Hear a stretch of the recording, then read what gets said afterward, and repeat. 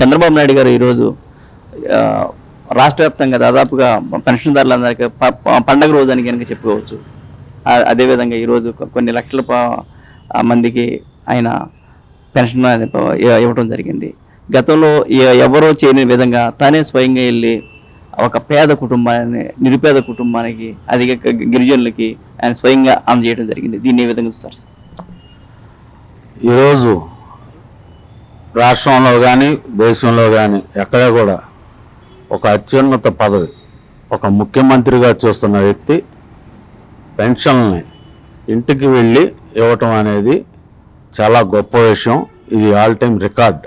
అది కేవలం చంద్రబాబు నాయుడు గారి వల్లే అయింది. ఎన్నికలకు ముందు చంద్రబాబు నాయుడు గారు చెప్పిన విధంగా 3,000 రూపాయల పెన్షన్ ఉండేది గతంలో. అది కూడా గతంలో 2,000 రూపాయలు ఉంటే జగన్మోహన్ రెడ్డి అవ్వాతాతలందరినీ కూడా మోసం చేసి ఆయన సీఎంగా పదవి ప్రమాణం చేసిన రోజునే ఈ అవ్వాతాతలందరినీ మోసం చేశాడు. ప్రతి సంవత్సరం 250 రూపాయలు పెంచుకుంటూ పోతానని ఆయన 5 సంవత్సరాల పదవి కాలంలో 3,000 రూపాయలకు చేశాడు.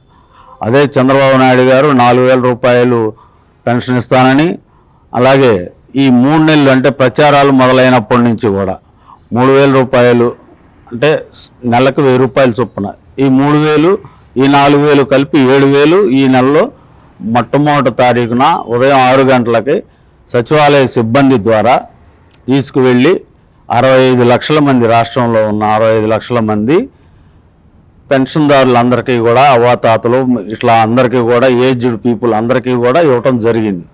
వాళ్ళంతా కూడా రాష్ట్రంలో వికలాంగులు, వాళ్ళందరికీ కూడా ఈ బెడ్ రిడెన్ పీపుల్, ఈ కిడ్నీలు ఇట్లా పాడయి బెడ్ రిడెన్ ఉన్న వాళ్ళందరికీ కూడా 10,000 రూపాయలు ఇవ్వటం జరిగింది. మరి ఇలా ఈ రాష్ట్రంలో ఒక్క చంద్రబాబు నాయుడు గారు ఉంటే చాలు, మేము జీవితకాలం బతికేస్తాము అనే ఒక తృప్తి, ఒక సంతృప్తి ఈరోజు పెన్షన్దారులో కనపడింది. వాళ్ళందరూ కూడా, అవ్వాతాతలు అందరూ కూడా మా ఆయుష్ను కూడా పోసుకొని ముఖ్యమంత్రి చంద్రబాబు నాయుడు గారు కలకాలం జీవించాలని వాళ్ళందరూ కోరుకుంటూ ఆయనకి పాలాభిషేకాలు అవన్నీ జరగడం జరిగింది. ముఖ్యంగా మా విజయవాడ సెంట్రల్ నియోజకవర్గంలో బోండా ఉమామహేశ్వరరావు గారు, మా ఎమ్మెల్యే గారు, ఉదయం 6 గంటలకే ఆయన వీధుల్లోకి వచ్చేసి ప్రతి డివిజన్లో కూడా తిరుగుతూ అందరికీ తానే స్వయంగా పెన్షన్లు ఇస్తూ, అలాగే చంద్రబాబు నాయుడు గారి ఫోటోలకి పాలాభిషేకాలు చేస్తూ కార్యకర్తలు, నాయకులు మా అందరితో కలిపి ఆయన అన్ని డివిజన్లు తిరిగి అందరికీ అందజేయడం జరిగింది. మరి గతంలో చేసిన హామీలని ఈ జగన్మోహన్ రెడ్డి మడం తిప్పి అన్ని చేసి అందరిని మోసం చేశాడు. మరి ఈ రోజున అదే చంద్రబాబు నాయుడు గారు ఈ రోజున 65 లక్షల మందికి, ఇది ఆంధ్ర రాష్ట్రం మొత్తంలో 4,399.5 కోట్ల రూపాయలు ఈ రోజున ఒకే ఒక్కరోజు స్పాట్ అందరికీ పంచి ఈరోజు ఆంధ్ర రాష్ట్రం మొత్తం కూడా సంతోషంతో ప్రజలందరూ కూడా, వృద్ధులు అందరూ కూడా హ్యాపీగా ఉన్న రోజు ఇది. All time record.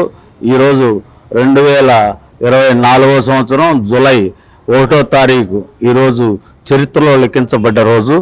ఇదే విధంగా ప్రతి నెల కూడా 1వ తారీఖునే ఈ పెద్దలందరికీ, వికలాంగులందరికీ కూడా, వీళ్ళందరికీ కూడా 1వ తారీఖునే సచివాలయ సిబ్బంది ద్వారా ఇలాగే తన పదవీ కాలం ఉన్నంతకాలం, అలాగే మళ్ళీ మన అందరం కూడా బాబు గారినే మళ్ళీ ముఖ్యమంత్రిగా చేసుకుంటాము.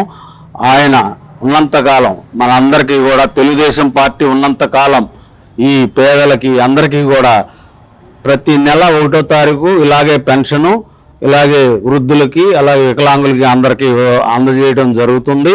అందరూ కూడా సుఖ సంతోషాలతో ఈ ఆంధ్ర రాష్ట్రంలో ఉండాలని చంద్రబాబు కోరిక ప్రకారం ఆయన ప్రతి నెల కూడా అందజేయడం జరుగుతుంది. కాబట్టి ఎటువంటి ప్రలోభాలు, ఎటువంటి ఆలోచనలకి తావివ్వకుండా అందరూ కూడా జై తెలుగుదేశం, జై చంద్రబాబు నాయుడు అంటూ మనం అందరం కూడా చంద్రబాబు నాయుడికి పూర్తి మద్దతుగా ఉందామనేసి మీ అందరికీ కూడా మీ ద్వారా తెలియజేస్తా ఉన్నాం.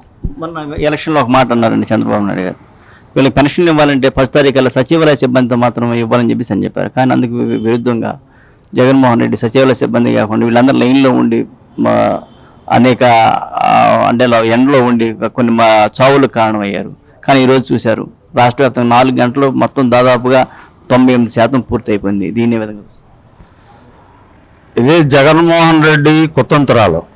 ఎందుకంటే ఎన్నికల ముందు 6 నెలల ముందు జనవరి నుంచి కూడా ఇవ్వాల్సిన పథకాలు మొత్తం, అంటే ఈ పెన్షన్లలో కొద్దిమందికి, అలాగే మిగిలిన పెన్షన్స్ ఉన్నాయి, అలాగే విద్యార్థులకి ఫీజు రియంబర్స్మెంట్లు కానీ, అమ్మ ఒడులు కానీ, ఇట్లా 6 నెలల నుంచి పెండింగ్ పెట్టేశాడు. అవి సుమారు 14,000 కోట్ల రూపాయలు అమౌంట్ అనేసి మన పత్రికల్లో చూసాం. అదంతా నిజం. అవన్నీ కూడా ఆపుకొని అతను ఏం చేశాడంటే ఎన్నికల ముందు రోజు ఇచ్చేసి వాళ్ళందరినీ కూడా ప్రలోభ పెట్టేసి తను ఓట్లు వేయించుకుందామనే దురుద్దేశంతో చేసిన ప్రయత్నం అది.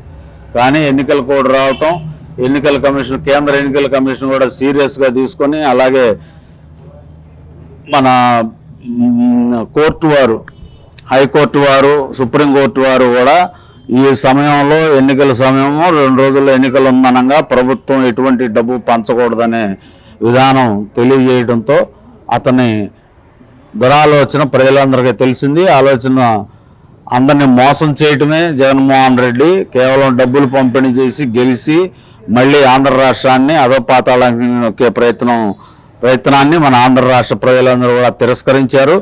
ఈరోజు అన్నమాట ప్రకారం మరి గతంలో ఈ 3 నెలల నుంచి కూడా చంద్రబాబు నాయుడు గారు క్లియర్గా చెప్తా ఉన్నారు, ఈ సచివాలయ సిబ్బందితో చేయించండి, వాలంటీర్ వ్యవస్థ అదంతా కూడా ఒక దౌర్భాగ్యమైన పరిస్థితిలో ఉంది. వాళ్ళందరూ కూడా ఒక పార్టీకి సంబంధించిన వ్యక్తులు. యాక్చువల్గా ఇటువంటి పరిస్థితులు ఏంటంటే ఒక పార్టీకి సంబంధించిన వ్యక్తులు బాధ్యత ఉండకూడదు. ప్రభుత్వ అధికారులు, ప్రభుత్వంలో పనిచేసే ఉద్యోగులే బాధ్యత వహించాలి. ఎందుకంటే డబ్బు ఎవరన్నా పారిపోయినా, ఎవరన్నా డబ్బు ఎస్కేప్ అయినా కూడా ఒక అథారిటీ ఉంటుంది ఒక ఉద్యోగస్తుడైతే. వాలంటీర్లు ఏముంది, నెలకు 5,000 రూపాయలు జీతం తీసుకునే రోజులు, మళ్ళీ వాళ్ళ కోసం ఈ అవ్వాతాతలు అందరూ కూడా ఇబ్బంది పడతారు. అదే ఉద్దేశంతో చంద్రబాబు నాయుడు గారు ఏమన్నారు, ఈ వాలంటీర్ వ్యవస్థను ఆపేసి ఈ ఉద్యోగుల ద్వారా ఇవ్వండి అని. కానీ ఈ కుటిలేత్రం దాన్ని అవ్వాతాతలందరినీ ఎండల్లో, అప్పుడు మే నెల విపరీతమైన ఎండలో, ఆ నెలలో అందరినీ కూడా సచివాలయాలకి లైన్లో నుంచోబెట్టి చాలామంది చనిపోయారు. దానికి కూడా చంద్రబాబు నాయుడు గారు ఒకటే చెప్పారు, దానికి జగన్మోహన్ రెడ్డి కారణం, మేము ఇంటింటికి పంపిణీ చేయమన్నాము, అప్పుడు ఉన్న చీఫ్ సెక్రటరీ కూడా సహకరించలేదు. మరి అటువంటి దౌర్భాగ్యమైన అధికారులు కూడా ఆ పాలన ఉన్నారు. కాబట్టి వృద్ధులు, వికలాంగులు వీళ్ళందరూ చాలామంది బాధపడారు. కొద్దిమంది చనిపోయారు, వాళ్ళందరికీ కూడా నివాళులు ఇవ్వడం జరిగింది. వాళ్ళందరికీ కూడా కాంపన్సేషన్ కూడా తెలుగుదేశం ప్రభుత్వం ప్రకటించింది. చంద్రబాబు నాయుడు గారు వాళ్ళందరూ కూడా ఇచ్చారు చాలామందికి. ఇంకెవరైనా మిగిలి ఉంటే అవి కూడా ఇస్తారు. మరి ఇటువంటి దౌర్భాగ్యమైన జగన్ పాలన అంతమంది ఇచ్చిన ప్రజలందరూ కూడా గొప్పవాళ్లే. మరి ఈ రోజున సచివాలయ సిబ్బంది ద్వారా మాత్రమే మరి ప్రజా పంపిణీ జరిగింది. మరి ఈ రోజున పంపిణీ 98%. అది కూడా ఎందుకంటే సర్వర్లో డౌన్ అయిపోవటం, రాష్ట్రం మొత్తంలో ఒకేసారి పెన్షన్లు అందరికీ ఇవ్వటం జరుగుతా ఈ సర్వర్లో కొద్దిసేపు పొద్దున 10 గంటల నుంచి మధ్యాహ్నం 3 గంటల వరకు కూడా 2 వరకు కూడా డౌన్ అయిపోయి ఉన్నాయి. తర్వాత అవి ఇంప్రూవ్ చేయడం వల్ల మధ్యాహ్నం నుంచి మళ్ళీ సాయంత్రానికి మళ్ళీ ఇచ్చేశారు. అవి దాదాపు 98%. ఇంకా మిగిలింది 2%. 2 అంటే కొన్ని వేల మంది, 2 12 13,000 మంది ఉంటారు. ఆ 13,000 మందికి రేపు 10 గంటల కల్లా అందరికి ఇచ్చేస్తారు. ఎటువంటి కంగారు పడద్దు.